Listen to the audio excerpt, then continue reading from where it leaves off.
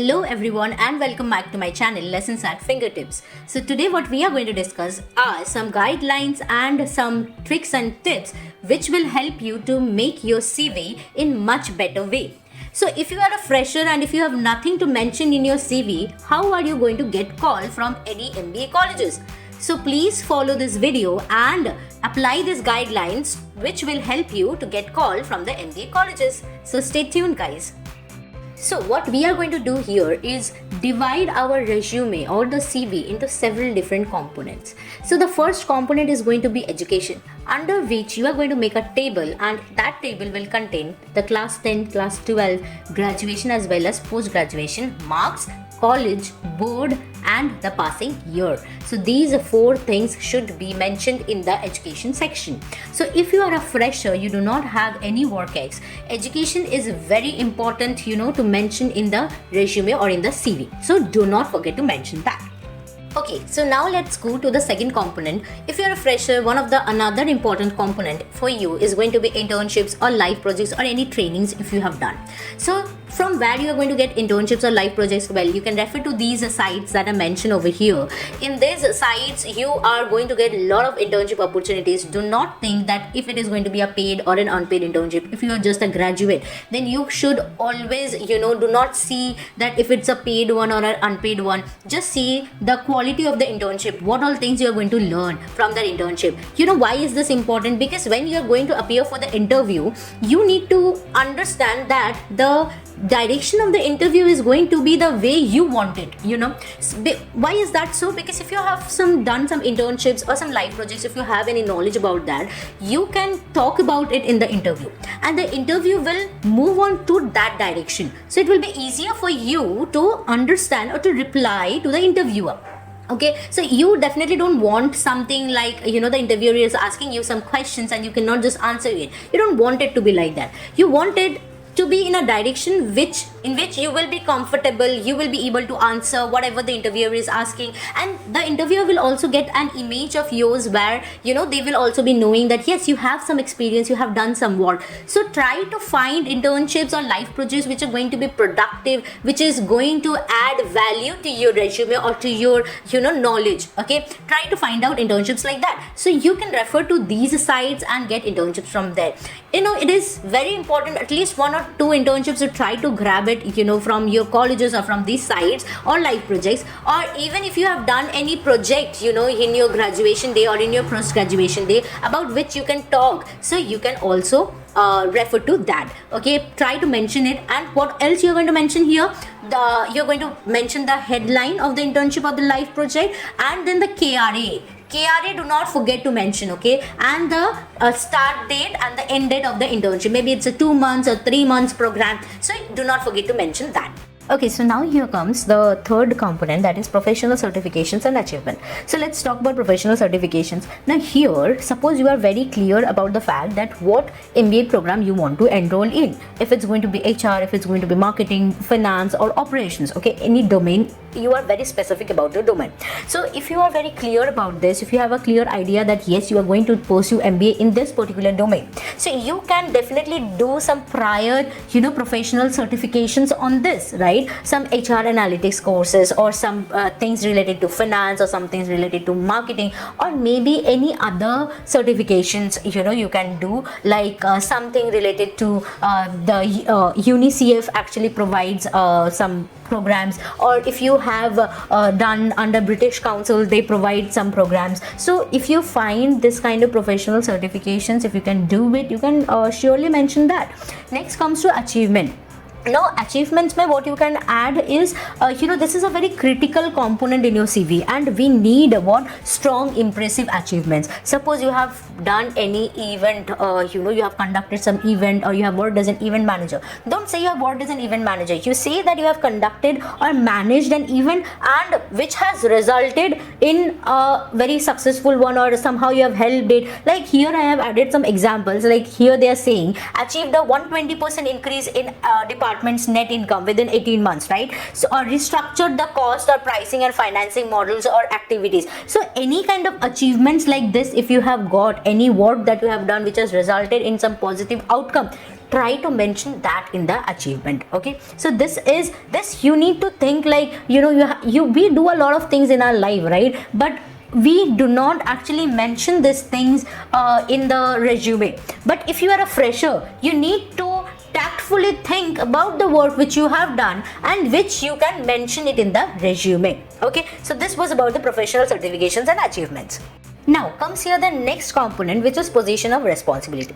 So in position of responsibility, you can, if you are during graduation, if you have been a part of the placement committee or any other clubs or committees, that you can mention what work you have done, you can mention that. Or as examples I have given here, managed a team of 4. Suppose you have done some activities in your college days or your post graduation day or in your school. So if you have managed a team of 4 or conduct development review meetings, as it has been said here.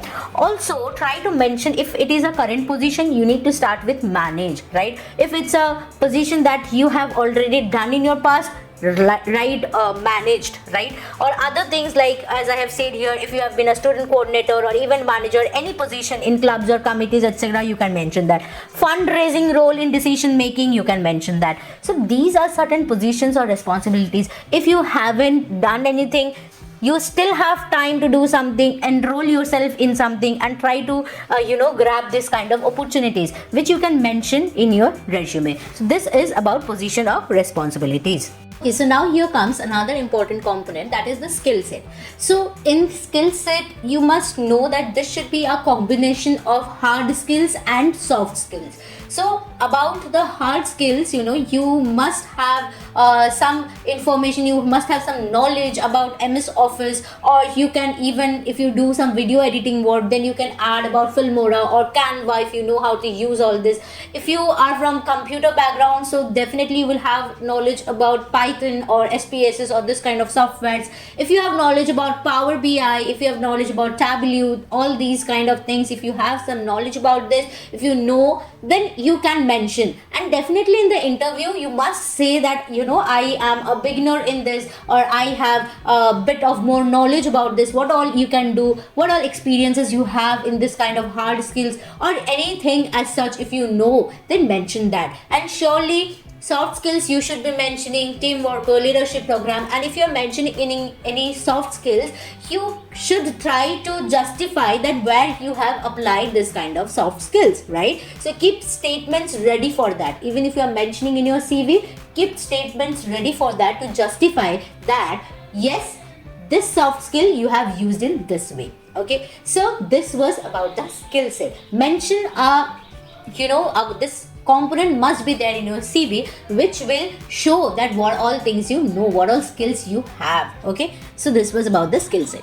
So now here comes another important component, which is extracurricular activities. So there should also be a section on this in your resume, in which you can actually mention, if you have been associated with sports, or you have learned some foreign languages, or you have done some voluntary or tutoring, or any multicultural organization you have been associated with, or been a part of student council or something. Okay, so these are the extracurricular activities and many more. You can search over internet also if you are trying to find out some different ways to express your extracurricular activities. That also you can do. So there should be a section on this. Okay, and from here also, suppose you have been associated with sports, right, and you have achieved something from there. So in the extracurricular activities, mention about sports, and in the achievement section, mention the achievement that you have received from there. Okay, this way you need to decorate your CV.